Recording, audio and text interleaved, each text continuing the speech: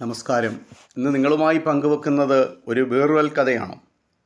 അക്ബർ മഹാരാജാവിൻ്റെ കൊട്ടാരത്തിലെ പണ്ഡിതരിൽ ഒന്നാമനാണ് ബീർബൽ. മഹേഷ് ദാസ് എന്ന വ്യക്തിയാണ് ബീർബലായി മാറിയത്. ബീർബലിൻ്റെ ബുദ്ധികൂർമ്മതയിൽ സംതൃപ്തനായ രാജാവ് അദ്ദേഹത്തെ തൻ്റെ സദസ്യനാക്കുകയാണ് ചെയ്തത്. നല്ല ഭരണാധികാരി, മികച്ച പടയാളി, പഴുതറ്റ ന്യായാധിപൻ, സഹൃദയനായ കവി എന്നീ നിലകളിലെല്ലാം പ്രശസ്തനാണ് ബീർബൽ. അക്ബർ മഹാരാജാവിൻ്റെ സദസ്സിലെ നവരത്നങ്ങളിൽ ഒരാൾ കൂടിയായി ബീർബൽ ഉയർന്നു. ബീർബൽ മനോഹരമായ കവിതകൾ എഴുതിയിട്ടുണ്ട്. ആ കവിതകൾ ഇന്നും ഭരത്പൂർ മ്യൂസിയത്തിൽ സൂക്ഷിച്ചിട്ടുണ്ട്. ബീർബലിൻ്റെ തൂലികാനാമം ബ്രഹ്മ എന്ന പേരിലാണ് അറിയപ്പെടുന്നത്. ഇന്നിപ്പോൾ ബീർബലിൻ്റെ രസകരമായൊരു കഥയാണ് നിങ്ങളുമായി പങ്കുവെക്കുന്നത്. ആ കഥ ഇതാണ്. ആഗ്രയിലെ ഏറ്റവും വലിയ 4 വിഡ്ഢികളെ കണ്ടെത്തി തൻ്റെ മുമ്പിൽ ഹാജരാക്കണമെന്ന് അക്ബർ മഹാരാജാവ് ബീർബലിനോട് ആവശ്യപ്പെട്ടു. ലോകത്ത് ഭൂരിപക്ഷവും വിഡ്ഢികളായതിനാൽ തനിക്കതിന് എളുപ്പം കഴിയുമെന്ന് പറഞ്ഞ് ബീർബൽ തെരുവിലേക്കിറങ്ങി. ഒരു വലിയ പാത്രത്തിൽ മധുരപലഹാരങ്ങളും പട്ടുവസ്ത്രങ്ങളുമായി പോകുന്ന യുവാവിനെ ബീർബൽ കണ്ടുമുട്ടി.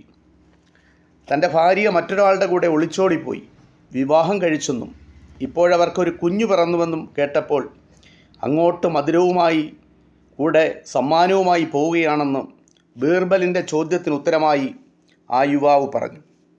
ഒന്നാന്തരം വിഡ്ഢിയെന്ന് മനസ്സിൽ പറഞ്ഞ് ബീർബൽ ആ ചെറുപ്പക്കാരനെ തൻ്റെ കൂടെ കൂട്ടി.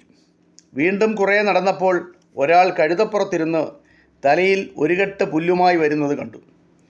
പുല്ല് കഴുതപ്പുറത്ത് വെക്കാതെ തലയിൽ വെച്ചിരിക്കുന്നത് എന്തിനാണെന്ന് ബീർബൽ ചോദിച്ചു.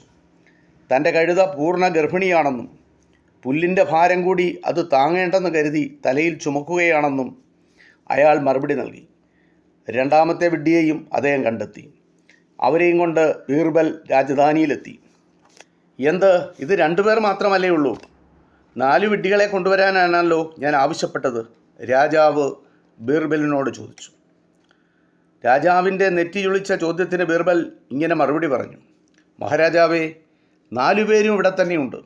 ഇത്രയും വിഡ്ഢികളുള്ള രാജ്യത്ത് നിന്ന് 4 പേരെ മാത്രം തിരഞ്ഞുപിടിക്കാനാണ് എന്നോട് ആവശ്യപ്പെട്ടത്.